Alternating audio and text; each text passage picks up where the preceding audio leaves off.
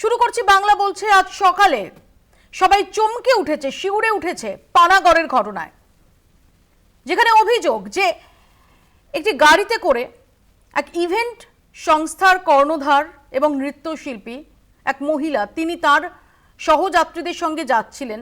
বুদবুদের কাছে একটি পেট্রোল পাম্পে তিনি দাঁড়ান এবং সেখানে তেল ভরা হয় ওই পেট্রোল পাম্পে তার গাড়িটিতে, এবং সেখান থেকেই তাদের ধাওয়া করতে থাকে আরেকটি গাড়ি, যে গাড়িটি একাধিকবার এই গাড়িকে ধাক্কা মারে বলে অভিযোগ। তারপর তারা এগিয়ে যায়, কিছুক্ষণ পরে আবারও তারা ধাওয়া করতে শুরু করে মৃতার গাড়িকে, এবং ইফটিজিং চলতে থাকে, কটূক্তি চলতে থাকে, অশালীন অঙ্গভঙ্গি চলতে থাকে। এবং এই রকম অবস্থায় ওই মদ্যপ যুবকদের বেপরোয়া ধাওয়া থেকে রক্ষা পেতে মৃতার গাড়ি একটি অন্য রাস্তায় ঢুকে পড়ে, কিন্তু সেখানেও ছাড় মেলে না। অভিযোগ যে ওই ধাওয়া করা যে গাড়িটি সেটিও সেখানে যায়, এবং এই রকম সময়ে ওই মদ্যপ যুবকদের হাত থেকে বাঁচতে গিয়ে যখন গাড়িটিকে নিয়ে যাওয়ার চেষ্টা করছেন চালক, সেই সময় সেটি উল্টিয়ে যায় এবং মৃত্যু হয় সুতন্দ্রা চট্টোপাধ্যায়ের। বাকি সহযাত্রীরা তারা কম বেশি জখম হয়েছেন। আর এই ঘটনা আরও একবার প্রশ্নের সামনে এনে দিল জাতীয় সড়কের নিরাপত্তাকে, আরও একবার প্রশ্নের সামনে এনে দিল নারী সুরক্ষাকে। যদিও কিছুক্ষণ আগে আসানসোল দুর্গাপুরের পুলিশ কমিশনার সুনীল চৌধুরী তিনি দাবি করছেন যে ইফটিজিংয়ের ঘটনা ঘটেনি, রেষারেষির ঘটনা ঘটছিল, এমনটাই তাদের প্রাথমিক তদন্তে নাকি উঠে এসেছে। এই সব নিয়ে আমরা আলোচনা করব। আমাদের সঙ্গে যারা উপস্থিত রয়েছেন তাদের সঙ্গে পরিচয় করিয়ে দিই। বিজেপির পক্ষ থেকে দীপ্তাশু যশ রয়েছেন, আইনজীবী অনির্বাণ ব্যানার্জি রয়েছেন, সমাজকর্মী শাশ্বতী ঘোষ রয়েছেন, প্রাক্তন পুলিশকর্তা অজয় মুখার্জি এবং রয়েছেন আরেক আইনজীবী ফিরদৌস শামীম। এবং কিছুক্ষণের মধ্যেই আমাদের সঙ্গে এসে যোগ দেবেন সুপার মডেল উষসী সেনগুপ্ত, যে উষসী কয়েক বছর আগে এই কলকাতার রাজপথে বাইপাসে এই রকমই একটি অনভিপ্রেত ঘটনার মুখোমুখি হয়েছিলেন। সেই উষসী কিছুক্ষণের মধ্যেই আমাদের সঙ্গে যোগ দেবেন। আমি শুরুতে দেখাবো কি ঘটেছিল।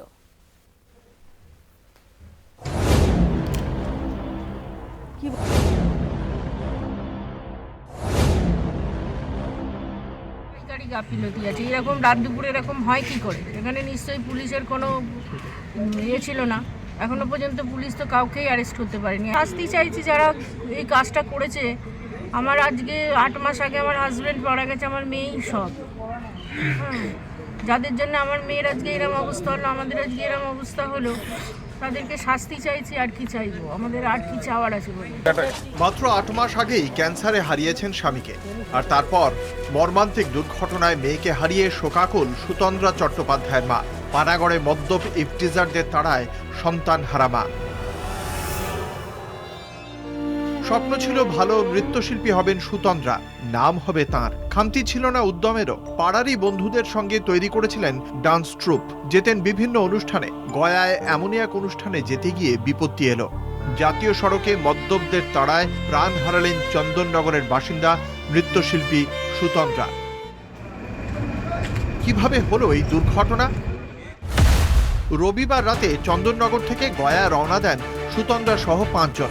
রাতে বুদবুদের কাছে পেট্রোল পাম্পে তেল ভরে রওনা দেওয়ার পথে কিছু মদ্যপের নজরে পড়ে সুতন্দ্রাদের গাড়িটিকে তাড়া করে মদ্যপরা।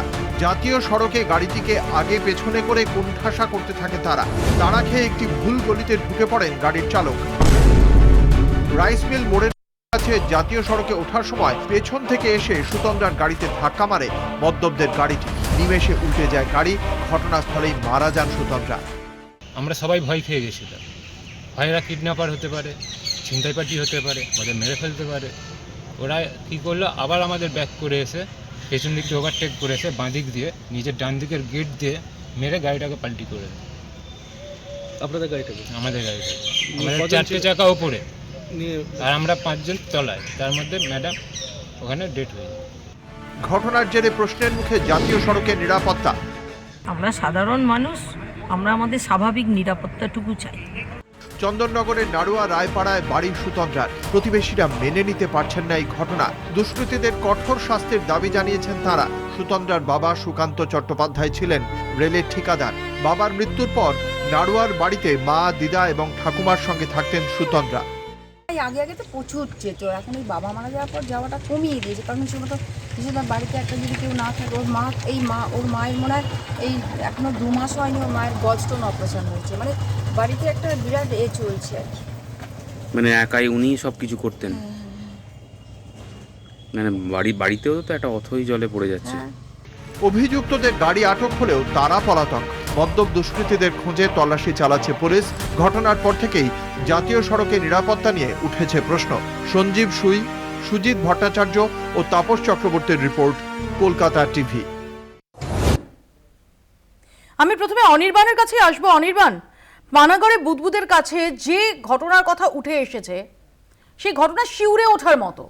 জাতীয় সড়কে আমরা পরপর কতগুলো ঘটনা দেখেছি, যেখানে জাতীয় সড়কে প্রকাশ্যে শুট আউট দেখেছি। আমরা দেখেছি যে শক্তিগড়ে সেখানে কয়েক বছর আগে যে রাজু ঝা তাকে খুনের ঘটনা ঘটেছে প্রকাশ্যে। এবার নারী সুরক্ষা নিয়ে, জাতীয় সড়কে নারী সুরক্ষা নিয়ে একটা বড়সড় প্রশ্ন উঠে গেল। ঠিকই, দেখুন যে ঘটনা প্রাথমিকভাবে আমরা জানতে পেরেছি, যারা এই গাড়ি বেঁচে গেছেন তারা যে এত দিন অবধি মিডিয়াতে যা বলেছেন, তাতে এই ঘটনা ধামাচাপা, ঢাকা দেওয়া, ডিফেন্ড করা ইত্যাদি কোনো প্রশ্নই নেই। এখানে নারী সুরক্ষার প্রশ্ন বলুন বা সাধারণভাবে দুটি গাড়ির রেষারেষি কী কারণে হচ্ছিল পরের কথা, এই রেষারেষির কারণেও যদি কোনো অ্যাক্সিডেন্ট হয়, পথ চলতি কোনো মানুষেরও হতে পারতো, এটা নিয়ে নিশ্চিতভাবে চিন্তা করার জায়গা রয়েছে। এবং জাতীয় সড়ক বা এই বড় হাইওয়েগুলোর ক্ষেত্রে, সেটা স্টেটের ক্ষেত্রেও হতে পারে, স্টেটের যে হাইওয়েগুলো, সেখানে পুলিশের নিরাপত্তার প্রশ্নে এখানে কী গাফিলতি ছিল, আদৌ ছিল কি না, সেখানে তাদের যে হাইওয়ে প্যাট্রোল থাকে তারা কতটা কার্যকর ছিলেন, এগুলি নিশ্চিতভাবে প্রশ্নের মুখে পড়বে। পুলিশ সেখানকার যে কমিশনার তারা উত্তর দেবেন। কিন্তু একজনের প্রাণ চলে গেছে এবং সেখানে যদি ইফটিজিংয়ের কারণে এই রেষারেষি ইত্যাদি হয়ে থাকে বা তারা ধরার চেষ্টা করছিল, এগুলি যেগুলো আমরা এখন অবধি শুনেছি, অত্যন্ত ভয়ঙ্কর ঘটনা। আমি এখানে আসবো, আমি একবার শুনে নেব পুলিশ কমিশনার সুনীল চৌধুরী। তিনি যদিও দাবি করছেন যে ইফটিজিং এর নাকি কোনো ঘটনাই ঘটেনি। শুনুন। একটা গলসি থানার আন্ডারে একটা পেট্রোল পাম্পে যে মৃতার গাড়ি ছিল, ওনারা পেট্রোল নিয়েছেন, তারপরে ওরা হাইওয়ের উপরে ন্যাশনাল NH2 তে উঠেছেন এবং ওনার গয়া যাওয়ার কথা ছিল। রাস্তার মধ্যে একটা গাড়ি, যার হুন্ডাই ক্রিটা গাড়ি, যেটা সামনে যাচ্ছিল, ওটাকে মৃতার গাড়ি ওভারটেক করার চেষ্টা করে। সেই সময় আনফর্চুনেটলি ওটা ওভারটেক করার সময় দুটা গাড়ি একটু কলিজন হয় হালকা, এবং যে মৃতার গাড়ি ছিল সেটা পাশে একটা ডিভাইডার ছিল, তার সঙ্গেও কোলাইড করে। তারপরে যে সামনে গাড়ি যাচ্ছিল সেটা বেরিয়ে যায় এবং যে মৃতার গাড়ি ছিল সেটাও পিছে পিছে যাচ্ছিল। কিছুক্ষণ যাওয়ার পরে আবার মৃতার যে গাড়ি ছিল সেটা গাড়িটাকে ওভারটেক করে যে সামনে গাড়ি ছিল এবং একটা জায়গায় এসে ওনার গাড়ি দাঁড়ায়। কিন্তু যে সামনে গাড়ি যাচ্ছিল সেটা ওখানে দাঁড়ায় না, ওরা সোজা, যেহেতু ওদের বাড়ি পানাগড় রাইস মিল মোড়ে ছিল, ওরা নিজের বাড়ি দিকে বেরিয়ে যায়। মৃতার যেটা গাড়ি ছিল সেটা ওই গাড়িটাকে পিছন পিছন ধাওয়া করে চেজ করে। এবং আমাদের কাছে সিসিটিভি ফুটেজগুলো আছে, যার মধ্যে আমরা দেখতে পাচ্ছি যে হুন্ডাই ক্রিটা গাড়ি, যাদের বাড়ি এখানে পানাগড় রাইস মিল মোড়ে আছে, ওরা এগিয়ে এগিয়ে যাচ্ছে এবং যে মৃতার গাড়ি সেটা ওনার পিছে পিছে আসছে। আমরা দেখতে পাচ্ছি আমাদের বিভিন্ন যে টেকনিক্যাল এভিডেন্স আছে, যেটা সিসিটিভি আছে, ওখানে আমরা দেখতে পাচ্ছি যে হুন্ডাই ক্রিটা গাড়ি আছে সেটা এগোচ্ছে, মানে এগিয়ে যাচ্ছে এবং তার পিছে পিছে মৃতার গাড়ি আছে। এবং পানাগড় রাইস মিল মোড়ে এসে ওই গাড়িটা দেখুন একটা গলির মধ্যে এন্টার করে যায় ক্রিটা গাড়ি, এবং মৃতার গাড়ি ওর পিছে পিছে এন্টার করতে পারেনি এবং ওখানে সামনে একটা পয়েন্টে গিয়ে পাল্টি খেয়ে যায় এবং ইনসিডেন্টটা হয়, যার মধ্যে তরুণী মারা যান। প্যাসেঞ্জারগুলো ছিল, তাদের স্টেটমেন্ট ভিত্তিতে আমরা এটাই বলতে পারি কি এখানে কোনো ইভ টিজিং এর কোনো ঘটনা হয়নি, কোনো ইভ টিজিং এর কোনো ঘটনা এখানে নেই। এখানে পিওর একটা দুটা গাড়ির মধ্যে এটা বলতে পারেন কি ওভারটেক করার মধ্যে এটা ইনিশিয়ালি স্টার্ট হয়েছিল এবং তারপরে পুরো ঘটনাটা আমাদের যে মেইনলি সিসিটিভির মধ্যে আছে, আমাদের কাছে আপনাদেরকে আমরা ফুটেজটা দেব, যার মধ্যে আপনারা দেখতে পারবেন কি যে যার কথা বলা হচ্ছে কি যে গাড়িটা ধাওয়া করেছিল বা দুষ্কৃতীরা ধাওয়া করেছিল সেটা আদৌ ঘটনা হয়নি। দীপ্তাশু পুলিশ কমিশনার তিনি দাবি করছেন যে ইফটিজিং এর ঘটনাই হয়নি, এটা রেশারেশির ঘটনা ঘটেছিল এবং মৃতার গাড়িও রেশারেশি করছিল, অর্থাৎ যে গাড়িটার বিরুদ্ধে অভিযোগ সেই গাড়িটাই যে শুধুমাত্র রেশারেশি করছিল এরকমটা না, মৃতার গাড়িও তাদের ধাওয়া করছিল, এইরকম একটা থিওরি বলছেন। এবং তিনি বলছেন যে সিসিটিভিতে তাদের ধরা আছে। শুধু তাই না, তিনি বলছেন যে যারা অভিযোগ করেছেন তাদের অভিযোগেও এই ইফটিজিং এর প্রসঙ্গ নাকি নেই। না, অভিযোগ যারা করছেন তাদের আপনি একটু আগে বাইট শোনালেন, ড্রাইভার যিনি ছিলেন উনি সম্ভবত গাড়ির ড্রাইভার, উনি কি বললেন আমরা শুনলাম। এবং দেখুন এখানে ওনার বক্তব্যটা না পুরোটা পরস্পর বিরোধী বক্তব্যে ভরা। মৌপিয়াদি, আপনিও হাইওয়ে দিয়ে নিয়মিত গাড়ি চালান, আমিও নিয়মিত গাড়ি চালাই। যখন আমরা হাইওয়ে দিয়ে লং ডিস্টেন্স যাই সেখানে সাধারণত আমরা হাইওয়ে ছেড়ে জিটি রোডে ঢুকি না, কিন্তু এখানে গাড়িটা ঢুকেছিল। আচ্ছা, তাহলে এই গাড়িটার যদি কোনো ব্যাড ইন্টেনশন ছিল না, এই গাড়িটাও কেন হাইওয়ে ছেড়ে জিটি রোডে ঢুকলো? দ্বিতীয় কথা, যে গাড়িটার যা অবস্থা দেখছি আমরা, উনি বলছেন কলিশনটা আগে হয়েছে তারপরে আবার রেশারেশি হয়েছে। গাড়ির যে অবস্থা আমরা দেখছি, ওই কলিশনের পরে রেশারেশি করা কতটা সম্ভব ছিল এবং ক্রেটা গাড়িটারও যে অবস্থা। আচ্ছা, যদি ওঠার সময় একটা গাড়ি উঠে গেল এবং এটা পড়ে গেল, আচ্ছা দ্বিতীয় সবথেকে বড় কথা যে অন্য গাড়িতে যে 4 জন বা 5 জন ছিলেন বলে শোনা যাচ্ছে তাদের কেউ এখনো অ্যারেস্ট হলো না, কিন্তু উনি তার আগেই মোটিভ সম্বন্ধে উনি শিওর হয়ে গেলেন যে ইফটিজিংয়ের কোনো ঘটনা ঘটেনি। মানে সকাল থেকে না আমার একটা জিনিসই মনে হচ্ছিল যে গাড়ির মালিককে খুঁজে পেতে হওয়াটা খুব সমস্যার কথা নয়। গাড়ির নাম্বার আছে, রেজিস্ট্রেশন আছে, সেখান থেকে গাড়ির মালিককে খুঁজে পেতে খুব সমস্যা হওয়ার কথা নয়। এবং পশ্চিমবঙ্গের পুলিশ যেরকম কর্মদক্ষ পুলিশ, যেরকম কর্মতৎপর পুলিশ আমরা দেখেছি বিরোধীদের ধরার ক্ষেত্রে, তো এক্ষেত্রে সে হাফ বেলার মধ্যেই ধরার কথা, কিন্তু তারপরে ধরতে পারছে না কেন? এখন বোধহয় আমার মনে হচ্ছে যে উনি কোনো প্রভাবশালী কাউকে বাঁচাতে চাইছেন, এবং এরার যে প্রভাবশালী কারা হয়, তারা কোন দলের সঙ্গে যুক্ত থাকে আমরা সেটা সবাই জানি। আজকে উনি বলছে, আপনারা প্রশ্ন করছেন যে হাইওয়েতে মহিলাদের নিরাপত্তা কোথায়? হাইওয়েতে পুলিশ কোথায় থাকে মৌপিয়াদি? আপনিও যা হাইওয়ে দিয়ে যান, আমিও জানি হাইওয়েতে পুলিশ থাকে ব্যারিকেড দিয়ে দাঁড় করিয়ে রেখে সেখান থেকে লরির থেকে টাকা তুলতে ব্যস্ত থাকে। তাহলে যে পুলিশ লরির থেকে টাকা তুলতে ব্যস্ত এবং যে পুলিশ অফিসাররা সেই পুলিশকে নিয়ন্ত্রণ করেন না, নিয়ন্ত্রণ করেন থানায় থানায় ডাকবাবুরা এবং সিভিক দিয়ে টাকা তোলা হয়, সেই পুলিশ কি করে নিরাপত্তা দেবে? পুলিশ তো তখন ঘুমোচ্ছে। ইতিমধ্যে আমাদের সঙ্গে যোগ দিয়েছেন উষসী সেনগুপ্ত। উষসী, মৌপিয়া কথা বলছি। উষসী, আমার মনে আছে যে কয়েক বছর আগে এই কলকাতা শহরে বাইপাসে মধ্যরাতে যখন তুমি ট্রাভেল করছিলে, তোমাকে একটা অত্যন্ত অনভিপ্রেত পরিস্থিতির মুখোমুখি হতে হয়েছিল এবং যেটাকে তুমি খুব খুব বোল্ডলি যেটা তুমি হ্যান্ডেল করেছিলে এবং যা যা করা দরকার তুমি এক্স্যাক্টলি তাই করেছিলে। এই যে পানাগড়ের যে ঘটনা ঘটেছে এবং যেখানে অভিযোগ যে ইফটিজিং করা হচ্ছিল, ধাওয়া করা হচ্ছিল এবং যেটা থেকে বাঁচতে গিয়ে গাড়িটাকে বেপরোয়া হতে হয় যে গাড়িটা উল্টিয়ে যায় এবং এক মহিলার মৃত্যু হয়েছে, এটাকে তুমি কিভাবে দেখছো? প্রথমত মৌপিয়াদি, এটা আমাদের জন্য সবার জন্য একটা খুব ট্রমাটিক এক্সপিরিয়েন্স, বিকজ আমার মনে হয় যে যখন এরম একটা এক্সপিরিয়েন্স হয় কোনো মহিলার সাথে, আমরা সবাই যারা এরম একটা এক্সপিরিয়েন্সের মুখোমুখি হয়েছি তারা কোথাও না কোথাও গিয়ে একটা ভয় আমাদের কাজ করে।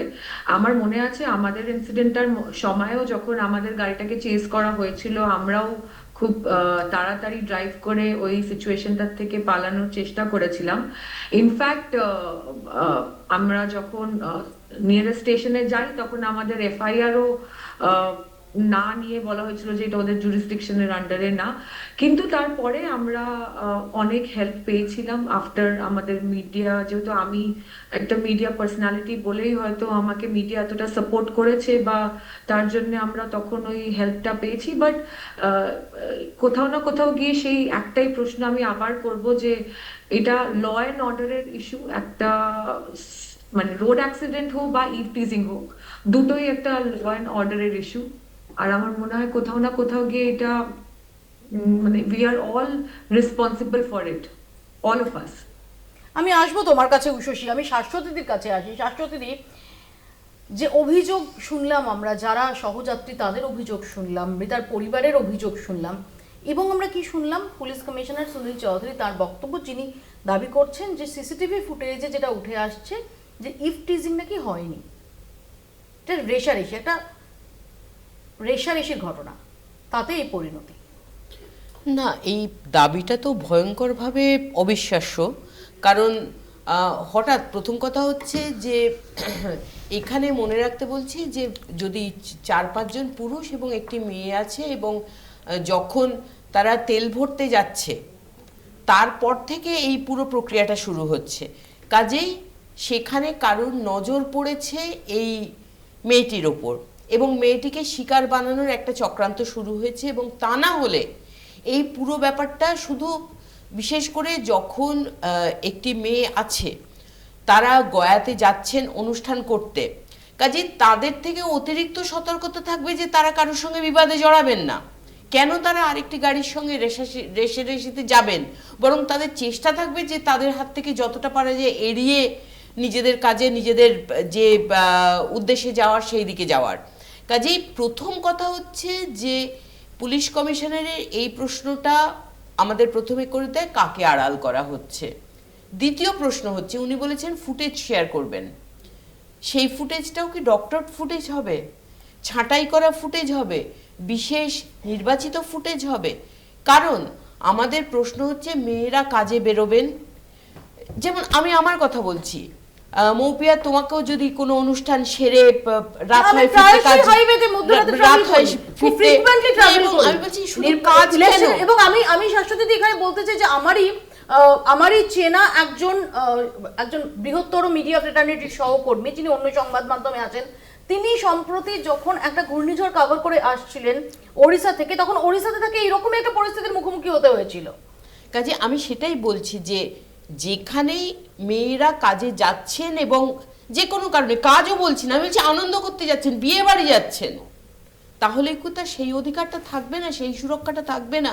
কাজেই আমরা যখন আশা করছি যে মেয়েরা সমান নাগরিক হবে, মেয়েদের সুরক্ষা কোথায়, আমার এটাই প্রশ্ন। এবং এক্ষেত্রে আমরা যখন রাত্রে ফিরি, যদি বেশি সময় একটি গাড়ি পেছনে থাকে, তাহলেই কিন্তু আমরা ওর কোনো বদমতলব আছে কিনা এরকম একটা ভয় পেতে থাকি। ফলে সেই ভয়টাকে পুলিশের কোথাও এবং প্রশাসনের দূর করার প্রয়োজন আছে। সেই ভয়টা আসলে আদৌ অমূলক, এবং এখানে কোনো ইফটিজিং এর ঘটনা ঘটেনি বলে স্লেটটাকে পরিষ্কার করার এই জায়গাটাতেই আসবো অজয় বাবুর কাছে, যে আমরা দেখলাম যে এই ঘটনা প্রকাশ্যে আসার কয়েক ঘন্টার মধ্যে পুলিশ কমিশনার তিনি প্রেস কনফারেন্স করছেন, এবং যাদের বিরুদ্ধে অভিযোগ, যে গাড়ির বিরুদ্ধে অভিযোগ, সেই গাড়ির যাত্রীরা, তাদের খোঁজ করা হয়েছে কিনা, সেই যাত্রীদের সঙ্গে কথা বলা হয়েছে কিনা, তাদের বিরুদ্ধে কোনো ব্যবস্থা নেওয়া হয়েছে কিনা, এই সমস্ত কিছু তাকে বলতে শোনা গেল না। রাদার তিনি বললেন এটা রেষারেষি হয়েছে, এবং রেষারেষিতে এই মৃতার গাড়ি যেটা, সেই গাড়িরও যে একটা ভূমিকা ছিল, এমনই একটা থিওরি তিনি সামনে আনলেন, এবং দাবি করলেন যে ইফটিজিং নাকি হয়নি। আমি অজয় বাবুর কাছে এ প্রসঙ্গে আসবো, একটা ব্রেক আমাকে নিতেই হবে, ছোট্ট একটা বিরতির পর ফিরছি, দেখতে থাকুন বাংলা বলছে। ফিরে এলাম বিরতির পর, আমি অজয় বাবুর কাছে যাব। অজয় বাবু, দেখুন, এখানে দুর্গাপুর এবং আসানসোলের যে সিপি, উনি কি বললেন যে এটা ইফটিজিংয়ের আদৌ ঘটনা না। তা আমি ও প্রসঙ্গে আমি যাচ্ছি না, ইফটিজিংয়ের ঘটনা কি না সেটা বড় প্রশ্ন নয়। এই ক্ষেত্রে যেটা হয়েছে সেটা হচ্ছে মদ্যপ অবস্থায় যদি গাড়ি চালায় যে মিসক্রিয়েন্ট, এবং তাদেরকে যদি চেজ করে এই মেয়েটির গাড়িটাকে, তাহলে ওদের এটা ধরে নিয়ে যেতে পারে।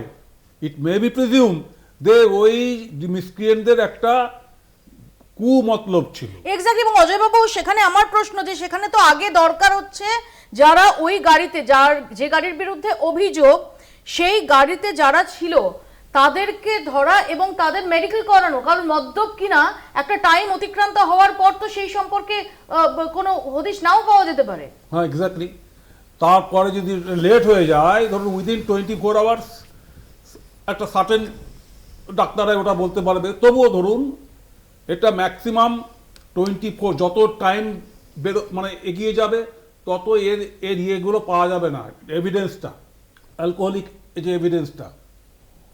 তো প্রশ্নটা হচ্ছে যে এখানে পুলিশ প্রথম হচ্ছে যে এই ধরনের একটা কি, এই যে মিসক্রিয়েন্ট যে ঘটনাটা ঘটিয়েছে, যে ওকে চেজ করেছে, চেজ করে তাকে চেজ করতে করতে করতে একটা জায়গায় নিয়ে গেছে, এবার তারা কিন্তু ভয়ে, আউট অফ ফিয়ার, তারা কিন্তু এদিক ওদিক করে জিটি রোড বলুন, আবার এদিক ওদিক লিঙ্ক রোডগুলোতে ধরে নিয়ে সেখানে একটা অ্যাক্সিডেন্ট করেছে। এটা it is purely case of culpable homicide not amounting to murder, যার পুরনো যে আপনার ইন্ডিয়ান পেনাল কোডে, এখন তো ভারতীয় সংহিতা, ইন্ডিয়ান পেনাল কোডে 304 আইপিসিতে তাদের পানিশমেন্ট হতে পারে, তার সর্বোচ্চ সাজা আছে যাবজ্জীবন। নাম্বার 1। নাম্বার 2 হচ্ছে এদেরকে এরা ধরা পড়বে টুডে অর টুমোরো। এভিডেন্স তো নিশ্চয়ই পুলিশের ডিউটি আছে এভিডেন্স কালেকশন করা, কিন্তু পুলিশের সম্বন্ধে এই মিসক্রিয়েন্ট, এই জাতীয় মিসক্রিয়েন্ট একটার পর একটা ঘটনা তো ঘটছে, এ বিষয়ে তো কোনো সন্দেহ নেই। এদের একটা ডোন্ট কেয়ার ভাব হয়ে গেছে। পুলিশকে একটু কেন একটু হলেও নড়বড়ে হয়ে গেছে পুলিশ প্রশাসন, এ বিষয়ে কোনো সন্দেহ নেই। তো এখানে কিন্তু পুলিশকে অনেক রাফ অ্যান্ড টাফ এই অ্যাটিটিউড করতে হবে। উইদাউট রাফিং অ্যান্ড টাফ, এটা যদি পুলিশ যদি ওই মানে একটু যদি নড়বড়ে হয়ে যায়, আরও নড়বড়ে হয়ে যায়, তাহলে বুড়ো আঙুল দেখাবে মিসক্রিয়েন্ট, সেটা কিন্তু চলবে না। পুলিশকে এই যে একটা কথা আছে যে ওভার অ্যাকশন, প্রয়োজনে ওভার অ্যাকশন করতে হবে, over action is better than no action. কিন্তু বর্তমান হয়ে গেছে কি no action is better than over action, এইটা কিন্তু করলে হবে না। আমি আসবো অজয় বাবু, আমি এই পুলিশ কমিশনার সুনীল চৌধুরী তিনি এ প্রশ্ন তুলছেন যে গয়া যদি গন্তব্য হয় তাহলে NH2 ছেড়ে কেন জিটি রোডে ঢুকেছিল মৃতার গাড়ি, কি বলেছেন তিনি এই প্রসঙ্গে শোনাবো। এর মধ্যে আমরা আরেকটা জিনিস দেখতে পাচ্ছি যে গাড়ি মৃতার গাড়ি ছিল, ওনারা গন্তব্য ছিল গয়া, কিন্তু ঘটনাটা হয়েছে জিটি রোডের উপরে। NH2 কে ওরা যে সামনে গাড়ি যাচ্ছিল তার পিছে পিছে আসার জন্য ওরা জিটি রোড উপরে চলে আসে। তো এটা আমরা এখানে দেখতে পাচ্ছি, ওরা যদি গয়া যাওয়ার কথা ছিল তো ওরা NH2 দিয়েও যেতে পারত। তো এখানে আমরা ফিরদৌস শামীমের কাছে যাব। ফিরদৌস, আমরা শুনলাম সুনীল চৌধুরী তিনি প্রশ্ন তুলছেন যে গয়া যাওয়ার হলে NH2 দিয়েও যেতে পারতেন মৃতা এবং তার সহযাত্রীরা। এখানে আমার প্রশ্ন যে অভিযোগগুলো উঠছে এবং সুনীল চৌধুরী তার যে থিওরি যে ইফটিজিং হয়নি, কটূক্তি হয়নি, বরং তিনি আরো এক ধাপ এগিয়ে গিয়ে দাবি করছেন যে এগুলো উদ্দেশ্য প্রণোদিতভাবে ছড়ানো হচ্ছে। দেখুন, আপনি দুটো পর্বে এই পুলিশ কমিশনারের বক্তব্য দেখালেন। প্রথম পর্বে তিনি কি বললেন, তিনি একটা একেবারে কনক্লুশনে পৌঁছে গেলেন যে ইফটিজিং হয় না, কিন্তু এখনো পর্যন্ত যারা দুটো গাড়ির মধ্যে রেশারেশি হলে দুটো গাড়ি পার্টিসিপেট করেছে রেশারেশিতে, ওনার যদি বক্তব্য আমি সঠিক ধরে নিই, তাহলে দুটো গাড়ি পার্টিসিপেট করলে একটা গাড়ি সেখানে একটা ডেড বডি পাওয়া গেল, অপর গাড়ির যারা যাত্রী ছিলেন তাদেরকে ধরতে পেরেছেন। এবার তারা কি অবস্থায় ছিল, যে বারবার অভিযোগ আসছে মদ্যপ অবস্থায় ছিল। এটা আছে মদ্যপে, তিনি মদ্যপ অবস্থায় একজন ব্যক্তি ছিলেন না, এই টেস্টটা অ্যালকোহল ডিটেকশন টেস্ট আপনি যদি করেন 6 থেকে 72 ঘন্টার মধ্যে সর্বাধিক 12 থেকে 24 ঘন্টার মধ্যে ব্লাড প্রেজেন্স পাবেন, ইউরিন প্রেজেন্স পাবেন, হয়তো খুব বেশি হলে ওই মানে ম্যাক্সিমাম ওই 24 ঘন্টা, মানে 6 থেকে আমি যদি গোটা টোটাল সিস্টেমে 6 থেকে 6 ঘন্টা থেকে 72 ঘন্টার মধ্যে আপনাকে ধরতে হবে, আদারওয়াইজ আপনি অ্যালকোহল ডিটেকশন টেস্ট করে আপনি অ্যালকোহল ডিটেক্ট করতে পারবেন না। তাহলে আপনাকে প্রথম যে কাজটা করতে হবে সেটা হচ্ছে যে অপর গাড়ির যাত্রীদের ধরতে হবে। সেটা কি পুলিশ পেরেছেন? পুলিশ পারেনি, অর্থাৎ পুলিশই ব্যর্থতা একেবারে চোখে আঙ্গুল দিয়ে দেখিয়ে দিচ্ছে প্রথম। দ্বিতীয় হচ্ছে যে তিনি কয়েক ঘন্টার মধ্যে অপর গাড়ির যাত্রীদের না ধরতে পেরে তিনি কনক্লুশনে কিভাবে পৌঁছলেন যে ইভটিজিং হয়েছে কি হয়নি। আচ্ছা, ইভটিজিং বস্তুটা কি? যে ইভটিজিং হয়ে, ধরুন কাউকে কোনো উদ্দেশ্য দিয়ে সেক্সুয়াল রিমার্কস করা, সেক্সুয়াল কমেন্ট পাস করানো, এই সেটা করেছেন কি করেননি তা আপনি তাকে না ধরে কি করে বুঝলেন? আমি তো দেখছিলাম একজন মানুষ, তিনি তো আপনাদেরকে বাইট দিয়ে বলছেন যে এটা ঘটেছে, অথচ পুলিশ কমিশনার বলছে এটা ঘটেনি, এবং তাদেরকে না ধরেই, তাদেরকে জিজ্ঞাসাবাদ না করেই তারা সেই কনক্লুশনে পৌঁছে গেলেন। এইখান থেকেই পরিষ্কার হয়ে যায় যে পুলিশ একটা কেস মেড আউট করতে চাইছে। আর যদি রেশারেশি হয়ে থাকে, রেশারেশি হওয়াটা সেটা কি খুব একটা বাঞ্ছনীয় ছিল? হাইওয়েতে আপনার জুরিসডিকশনের মধ্যে দুটো গাড়ি সেটা রেশারেশি করছে, একটা গাড়ির যাত্রী মদ্যপ অবস্থায় গাড়ি নিয়ে চলে গেল, আপনি সেটাকে ডিটেক্ট করতে পারলেন না, এবং অ্যাক্সিডেন্ট ঘটার পরে, এরকম একটি ঘটনা ঘটার পরে এখনো পর্যন্ত চেক না করতে পারা সত্ত্বেও, তাদেরকে না ধরতে পারা সত্ত্বেও আপনি একটা কনক্লুশনে পৌঁছে গিয়ে আপনি নিজেকে জাহির করতে যে না এফটিজিং তো হয়নি। একেবারে আমি এই জায়গাটাতেই আসবো অনির্বাণের কাছে, যে অনির্বাণ যদি ধরে নেওয়া যায় যে দুটো গাড়ি রেষারেষি করেছে, আমি ধরে নিলাম যে মিতার গাড়িও রেষারেষি করেছে, ধরে নিলাম যে পুলিশ কমিশনার যেটা বলছেন সিসিটিভিতে দেখা গেছে দুটো গাড়ি রেষারেষি করছে, দুটো গাড়ির রেষারেষির জন্য যদি একজনের প্রাণ যায়, এই মুহূর্তে তো দুটো গাড়ির সমস্ত যাত্রী এবং চালক তাদেরই আটক করে তাদের মেডিকেল টেস্ট করানো উচিত। দেখুন তো সেটা করা হচ্ছে না কেন? দেখুন প্রথমে বলি ইফটিজিং এর প্রশ্নটা যে কনক্লুশনের কথা সবাই বলছেন, এবং কোথাকার গাড়ি যে যাদের বিরুদ্ধে অভিযোগ সেই গাড়ির সম্পর্কে পুলিশ কমিশনার বললেন এবং তিনি সেই গাড়ির মালিক, সেই গাড়ির যাত্রীরা তারা কোথাকার সেখানেও বললেন, কিন্তু তাদের ধরা হয়েছে কি? তাদের ধরা হয়নি কেন? তাদের তো আটক করেও জিজ্ঞাসাবাদ করা যায়। নিশ্চয়ই সেটা করা হবে, সে প্রসেসে আছে হয়তো, কিন্তু আমি বলছি যারা বাকিরা যেটা বলছেন, তুমি খুব ভালো করে জানো যে যদি মদ্যপ অবস্থায় গাড়ি চালায় তাহলে নির্দিষ্ট সময়ের মধ্যে মেডিকেল না করলে তাদের ছাড় পেয়ে যাওয়ার কথা। না, মদ্যপ অবস্থার প্রশ্নটা ছাড় পেতে পারে যদি ধরে নিই যে মেডিকেল টেস্টে যদি ফেল করে, তার মানে এই নয় যে র্যাশ ড্রাইভিংয়ে ছাড় পাবে। এখানে আমি একটা পয়েন্টে বলি, সেটা হচ্ছে ইম্পর্টেন্ট পার্ট হচ্ছে ইফটিজিং হয়নি বলে যে বাকিরা বলছেন কনক্লুশনে পৌঁছে যাওয়া, এটা কোনো কনক্লুশনে পৌঁছে যাওয়া না, এটা কোনো চার্জশিট পেশ করা হয়নি। তিনি বারবার একটা কথা বলেছেন যে গাড়ির অন্যান্য যারা যাত্রী ছিলেন তাদের বক্তব্য থেকে জানা গেছে, এবার তারা কি কমপ্লেনে কি লিখেছেন, তারা পুলিশের কাছে কি স্টেটমেন্ট দিয়েছেন। যখন এক সেকেন্ড অনির্বাণ, আমার এখানেও বক্তব্য আছে, পুলিশের কাছে কি লিখেছেন এটা ডেফিনেটলি সেটা অত্যন্ত ইম্পর্টেন্ট। আবার সেই সহযাত্রীরা মিডিয়ার সামনে এসে যখন বলছে যে ইফটিজিং থেকে বাঁচার জন্য তাদের অন্য রাস্তায় ঢুকতে হয় এবং সেই সময় দুর্ঘটনা ঘটে, তারা সেই মিডিয়ার সামনে কিন্তু এই কথাটা বলছেন। এখানে অপপ্রচার এগুলো ছড়ানো হচ্ছে উদ্দেশ্য প্রণোদিতভাবে।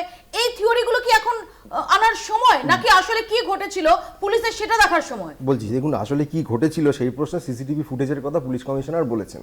পোস্ট আরজিকর সমস্যা হচ্ছে আর্মচেয়ার এক্সপার্টদের যে নানা রকম তত্ত্ব, তা নিয়ে আমার একটা অ্যালার্জি তৈরি হয়েছে, কারণ সেই সময় আমরা একাধিক এত তথ্য শুনেছি, আমি আর সেই রিপিটে যেতে চাইছি না, যার ফলে এখানে তথ্য প্রমাণ কি বলছে যদি ধরুন সিসিটিভি ফুটেজে সত্যি থেকে থাকে যেটা পুলিশ কমিশনার বলছেন, এখানে শাশ্বতী আগে থেকে ধরে নিলেন যে যদি ডক্টর হয়। এবার আমি তাহলে পাল্টা প্রশ্ন করবো, আপনি একটা এক্সাম্পল দেখান যে এর আগে ডক্টর এভিডেন্স আপনি দেখেছেন, কোথাও দেখা হয়নি। সিসিটিভি ফুটেজ নিয়ে আরজি করি আপনারা জানেন সুপ্রিম কোর্টে দাঁড়িয়ে মিথ্যা কথা বলেছে, পড়বে না, নিশ্চয়ই পড়বে না। ইফটিজিং অন্তত দুটো গাড়ি যাওয়ার সময় যদি ইফটিজিং হয়ে থাকে সেটা কি না ভার্বাল অ্যাবিউজ, হয়তো অঙ্গভঙ্গি, সেটা সিসিটিভিতে নাও না সেইটা দ্বারা যারা ভিত্তি করে ইফটিজিং যে হয়নি এটা জোর করে বলা না আমি আবার আপনাকে বলছি, উনি কনক্লুশনে পৌঁছানোর বিষয়টা নয়, এটা তো চার্জশিট জমা হচ্ছে না, যারা সার্ভাইভার তাদের বক্তব্য থেকে জানা গেছে, that is true false or not, এটা তো ইনভেস্টিগেশনটা হতে দিতে হবে। যে গাড়ির মালিক বাবলু যাদব এইটা জানা গেছে, এবার যে গাড়ির মালিককে এখন পাওয়া গেছে বাকিদের ঠিকই পাওয়া যাবে, কিন্তু এখানে পয়েন্ট হয়নি। এক সেকেন্ড ভাই দাঁড়ান, কিন্তু পয়েন্ট হচ্ছে যে আগে থেকে কিছু নানা রকম থিওরি ভাসিয়ে দেওয়া যে না ওটাই হয়েছে। এবার মেবি যারা থিওরি ভাসানো হচ্ছে মেবি ওটা হয়েছে, মেবি ওটা হয়নি। আরজি করে আমরা দেখেছিলাম জুনিয়র ডাক্তারদের যে পরিমাণ মিথ্যাচার আমরা দেখেছিলাম, যে যারা পোস্টমর্টেমের ঘরে থেকে বলেছে যে পোস্টমর্টেম ঠিক করে হয়নি, তারপর আপনি মনে করেন যে যা কথা আর্মচেয়ার এক্সপার্টরা আমাদের বলবেন সবটা আমাকে মেনে নিতে হবে। আজকে যদি এভিডেন্স থাকে দাঁড়াও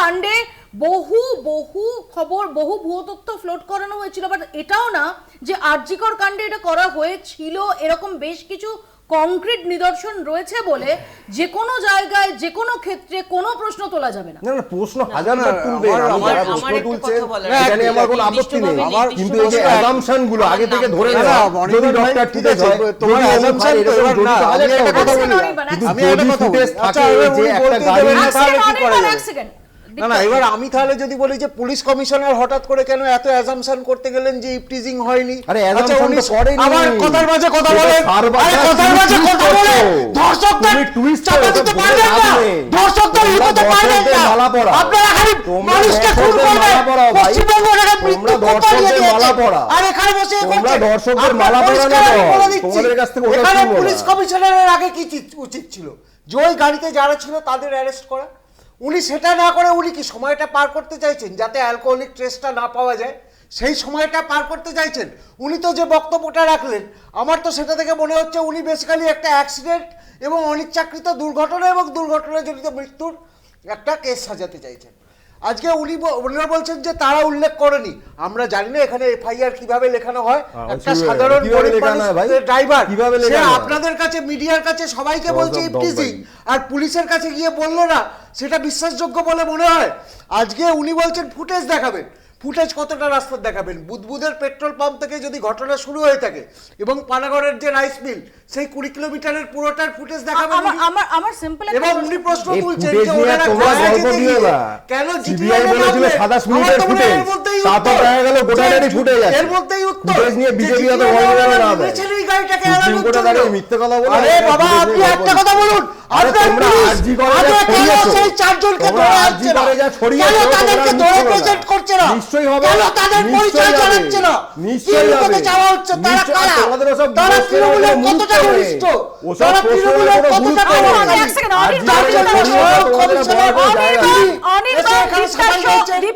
দীপ্তাস্য, আমি দুজনকে থামাবো, উষসীর কাছে যাবো। উষসী, এরকম একটা ঘটনা, যে ঘটনাটা সবাইকে আমাদের নাড়িয়ে দেয়, তারপর যখন আমরা পুলিশের একটা ব্রিফিং দেখি তখন তো আমরা সবাই তাকিয়ে থাকি, কারণ সেখানে শুধুমাত্র ঘটনার গতি প্রকৃতি নয়, একই সঙ্গে আমরা যারা এই ঘটনায় যারা আমাদের নাড়িয়েছে, যাদের ভাবিয়েছে, যারা শিউরে উঠেছি, তারা কতটা আশ্বাস পাচ্ছে। অর্থাৎ এই যে ট্রাস্ট বিল্ডিংটা, সেটাও খুব ইম্পর্টেন্ট। আজকে পুলিশ কমিশনারের যে প্রেস কনফারেন্সটা ছিল, সেই প্রেস কনফারেন্স থেকে একই সঙ্গে যেমন তদন্তের কি গতি প্রকৃতি সেটা জানার ব্যাপারে আমরা এক্সপেক্ট করি, আবার তার থেকেও তার সঙ্গে সঙ্গে আমরা যেটা এক্সপেক্ট করি যে আমরাও সেখান থেকে ভরসাটা পাচ্ছি কিনা। সেই ভরসা তুমি পেলে? দেখুন মৌপ্রিয়াদি, প্রথমেই আমি যেটা বলবো যে আমার যে উবার ইনসিডেন্টের আপনি কথা বললেন, সেটাতেও কিন্তু আমাকে ইফটিজ করা হয়নি। প্রথমে আমার ড্রাইভারকে মারা হয়েছিল। তো এই আমরা আজকে যেটা ডিসকাস করছি না, ঠিক আছে, ইফটিজ করা হয়েছে কি হয়নি সেটাকে আমরা সাইডে রাখলাম। আমরা একটা সাধারণ সিটিজেনের কতটা নিরাপদ তারা আমাদের শহরে বা আমাদের স্টেটে, সেইটা নিয়ে আমরা ডিসকাস করি প্রথমে। আমার মনে হয় যে এই যে ফিয়ারলেসনেস টু কমিট আ ক্রাইম, যে আমার কিছু হবে না, এই ভয়টা যখন মানুষের বুকের থেকে চলে যায় তখনই ক্রাইম রেটস বাড়ে। আমার মনে আছে ছোটবেলা যখন আমি কলকাতায় বড় হইনি, আমার বাবা ইন্ডিয়ান এয়ারফোর্সের অফিসার ছিলেন, আমরা কলকাতার বাইরেই বড় হয়েছি। ছোটবেলা যখন কলকাতায় আসতাম, তখনকার যুগে 90s 20s আমি দেখতাম আমার ঠাকুমা স্লিভলেস ব্লাউজ পরতেন। আজকের দিনেও ইন্ডিয়াতে অনেক শহরে মহিলাদের কাছে এই প্রিভিলেজটা নেই যে ওরা একটা স্লিভলেস ব্লাউজ পরে রাস্তায় বেরোবে। আমার মনে হয় বাংলার মহিলারা অনেক বেশি ফিয়ারলেস, অনেক বেশি ইন্ডিপেন্ডেন্ট, আর অনেক বেশি প্রিভিলেজড আমাদের আপব্রিঙ্গিং আর আমাদের ফ্যামিলি ভ্যালিউজের জন্য। আমাদের মেট্রিয়ার্কাল একটা মানে আমরা যেহেতু মা দুর্গাকে পুজো করি, আমাদের মধ্যে একটা মেট্রিয়ার্কাল ভাব আছে যেটা থেকে আমরা এগিয়ে যাই। তো সেই জায়গায় এসে আমি একটাই প্রশ্ন করব যারা প্যানেলে আছে, যারা এখনই এই ব্যাপারটা নিয়ে ঝগড়া করছিলেন, যে এই যে ফিয়ারলেসনেসটা, যে আমি রেষারেষি করব, আমাকে কেউ ধরবে না, আমি ইফটিজটা বাদই দিলাম, ইফটিজটা আমরা ভুলে গেলাম। যেরকম যে আমাদের সিনিয়র্সরা, আমার মনে হয় আমি এখনো ফেথ রাখবো আমাদের ল অ্যান্ড অর্ডারে, ঠিক আসল জিনিসটা বেরিয়ে আসবে। কিন্তু এই যে ফিয়ারলেসনেসটা, যে আমি যাই করি, আমার সময়ও মনে আছে যে এই ছেলেগুলো আমার ড্রাইভারটাকে চেস করেছিল, আমার ড্রাইভারকে মারামারি করছিল, তারা পার্ক সার্কাস থেকে এক্সাইড অব্দি, এক্সাইড থেকে আনভারসা অব্দি বিনা হেলমেটে গাড়ি চালিয়ে আমাদের সাথেও রেষারেষি হয়েছিল প্রথমে। আমার মনে হয় না কতটা চেঞ্জ হয়েছে না হয়েছে সেটা দর্শকরা বেটার জানে, বাট আমার মনে হয় যে আজকে, আমি আগেও এটা বলেছিলাম যে যেই আজকের দিনে যেখানে আমাদের ইউথ যাদের পড়াশোনা করার মানে স্বপ্ন দেখার, চাকরি করার, এগিয়ে যাওয়ার সময়টা, ওরা এই ক্রাইমস গুলো এত ইজিলি কমিট কি করে করতে পারছে? এই যে আমার বেপরোয়া মনোভাব, অর্থাৎ উষসী যেটা দিকে পয়েন্ট আউট করছে যে বেপরোয়া মনোভাব, এবং এই বেপরোয়া মনোভাবটাকে তার হ্রাস টানার একদিকে যেমন ডেফিনেটলি সামাজিক অ্যাসপেক্টটা আসে, আবার একই সঙ্গে প্রশাসনকেও কড়া বার্তা দেওয়াটা সেটা খুব জরুরি। আমি শাশ্বতীদি কিছু বলতে চাইছিলাম, শাশ্বতীদি প্লিজ। আমার দুটো জিনিস বলার। প্রথম কথা হচ্ছে যে পুলিশ কমিশনার অবশ্যই কোনো দেননি, কিন্তু তার বলাটার অনেক গুরুত্ব থাকে। তিনি অবশ্যই কোনো চার্জশিট দেননি, কিন্তু তার কোট আনকোট স্টেটমেন্টটাই যথেষ্ট ওজন বহন করে। এবং যেটা বলার যে সেটা তো আমারও প্রশ্ন যে যদি বুদবুদ পানাগড় রাইস মিলের সামনে গাড়ির মালিকের বাড়ি হয়, তাহলে গাড়ির মালিক তারা নিজেরা চালাচ্ছিলেন না অন্য কাউকে চালাচ্ছিলেন? আমরা যদি কলকাতার ঘটনাটা মনে করি যে একটি বিখ্যাত খাবারের দোকানের আত্মীয়রা তারা একটি সেনাবাহিনীর একজনকে মেরে ফেললো, এবং তারপরেও তাদের কে চালিয়েছে এইটার মধ্যে দিয়ে তারা কিন্তু সবাই বেরিয়ে গেল। একজন চালিয়েছে বলে দাবি করেছে, পরে দেখা গেল সে চালায়নি, আরেকজন চালিয়েছে, ইত্যাদি ইত্যাদি করে। তো এখানেও কি এরকম বার হয়ে যাওয়ার রাস্তাগুলো তৈরি করা হচ্ছে বা সেইটারই ছক করা হচ্ছে? কারণ এক মিনিট শেষ করি নির্দিষ্ট করে দিতে চাইছেন, সেই জন্যই আমি বলছি যে কোথাও একটা ইফটিজিং হয়েছে কি হয়নি। কারণ যেটা আমারও প্রশ্ন যে ড্রাইভার যখন বলছেন যে আমরা যদি থামাতাম তাহলে মেয়েটিকে ওরা গাড়ির থেকে বার করে নিয়ে যেত, এত বড় কথা বলছে। তারপরে তিনি এফআইআরে কি লিখেছেন আমি জানি না, এফআইআর তাকে দিয়ে লেখানো হয়েছে কি না তাও আমি জানি না। কিন্তু আমার কথা হচ্ছে যে মানুষ বা কোনো কিছু যে কেউ এত স্পর্ধা, এত আস্পর্ধা আমরা যেটাকে বাংলায় বলি, এত স্পর্ধা কি করে পাবে যে রাস্তায় একটি মেয়েকে দেখলেই তাকে শিকার বানানোর মনোভাব মনে করবে? আমার এখানে আমি কোনো কিছু চাই না, যদি ধরে নিলাম যে রেশারেশি হয়নি, যদি ধরে নিলাম প্রথমত এত আস্পর্ধা পাবে আসবো প্রথমত অজয় বাবু, ইফটিজিং সেটা সিসিটিভিতে ধরা পড়ার কথা না, অর্থাৎ কেউ কটূক্তি করছেন কিনা, ভার্বাল অ্যাবিউজ কিছু করছেন কিনা, আমি সেটাও ছেড়ে দিলাম। আমি যদি ধরে নিই যে রেশারেশির জেরেই একজনের মৃত্যু হয়েছে, এটা এমন না যে সাধারণ রেশারেশি বা দুটো গালিগালাজ বা দুটো ধাক্কাধাক্কি হচ্ছে, মৃত্যু হয়েছে, যদি তাই মনে হয় তাহলে দুটো গাড়ির আরোহী এবং চালক প্রত্যেককে কেন এনে মেডিকেল টেস্ট করানো হচ্ছে না? কেন তার আগেই কোন গাড়ির বেশি দোষ ছিল, কোন গাড়ি কি ভূমিকা ছিল, সেটা নিয়ে প্রেস কনফারেন্স হচ্ছে।